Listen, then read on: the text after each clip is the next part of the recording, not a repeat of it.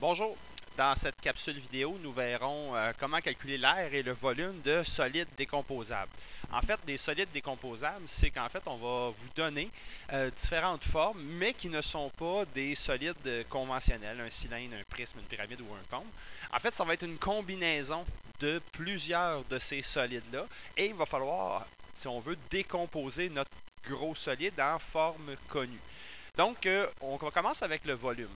On va prendre l'exemple qu'on a juste en dessous, c'est un crayon qui a été reproduit. On va prendre le crayon et on va le décomposer en forme connue.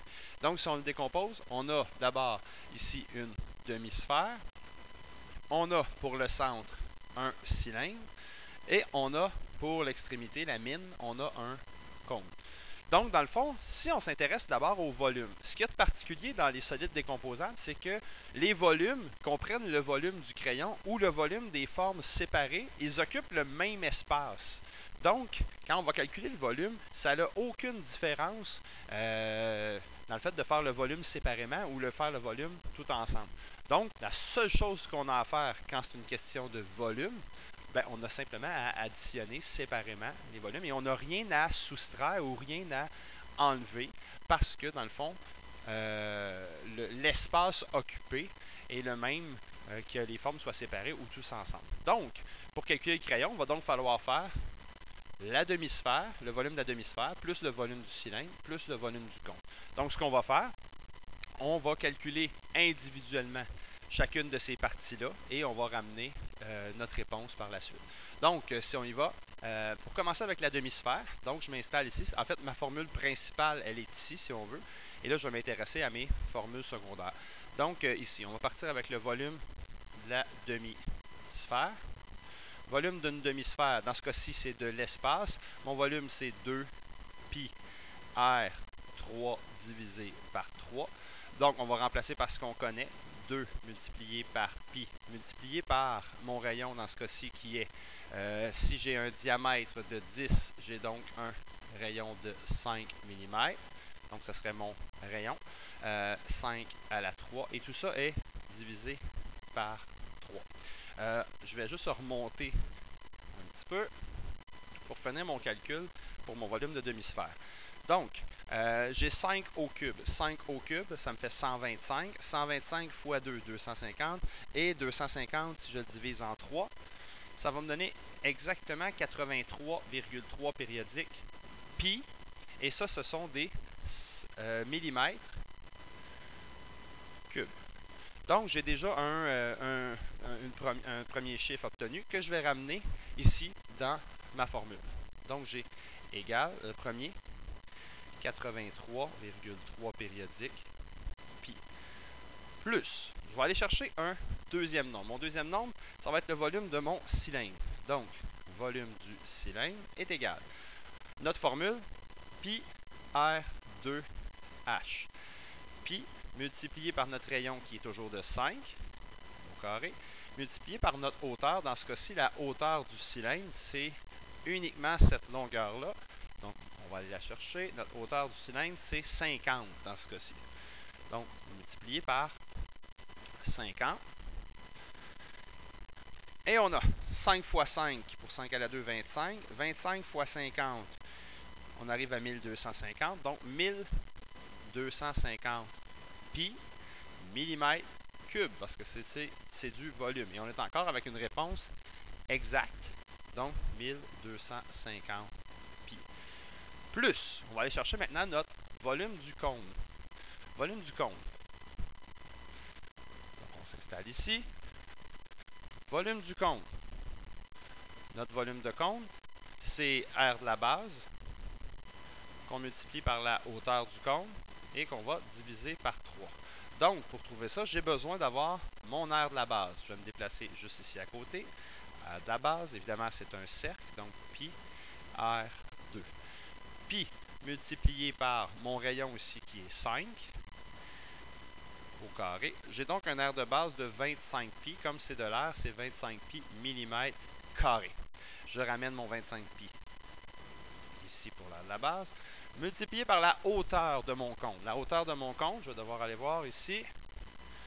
La hauteur du cône,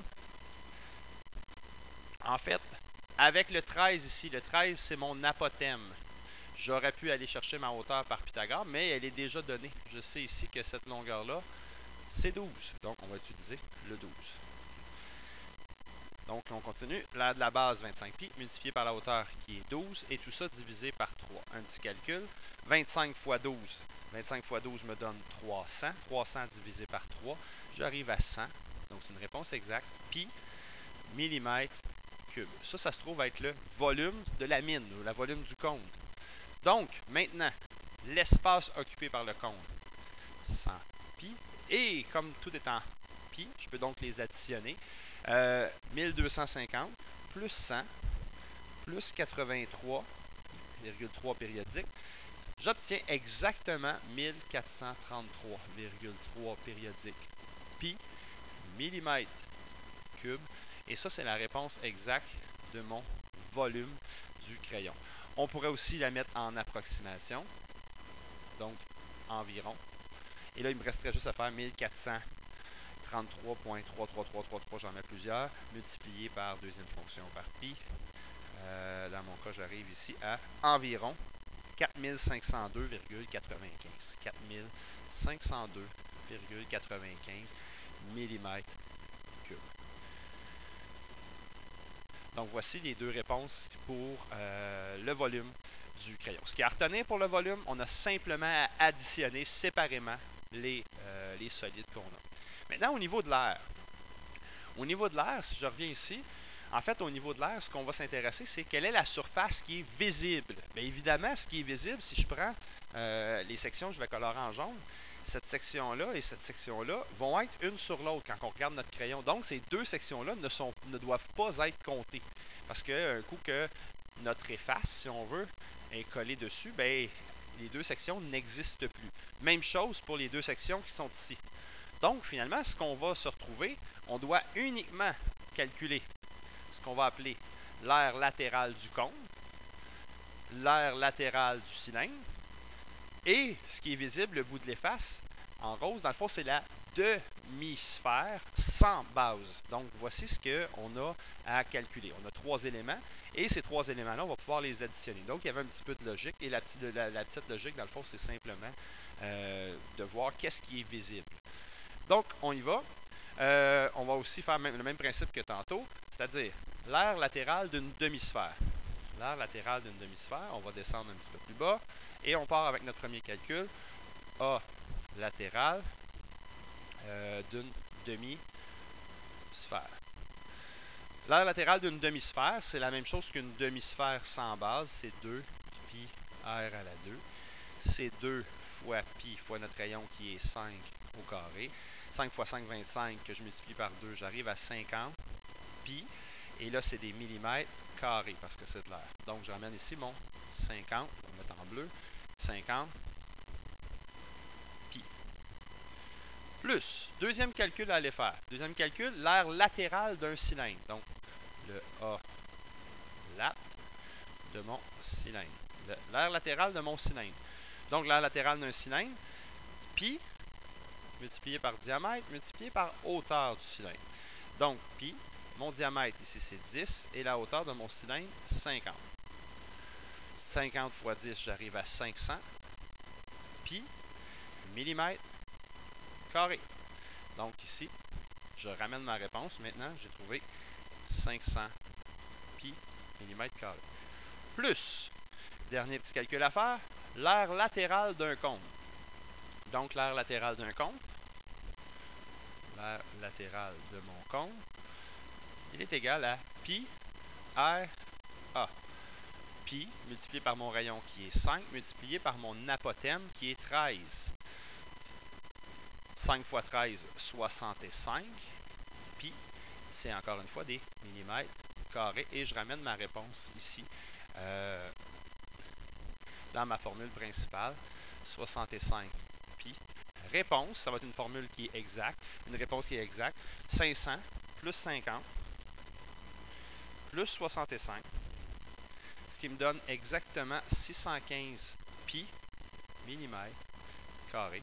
Ou environ, ici je fais 615 fois pi, environ 1932 0,08 et ça serait des millimètres carrés.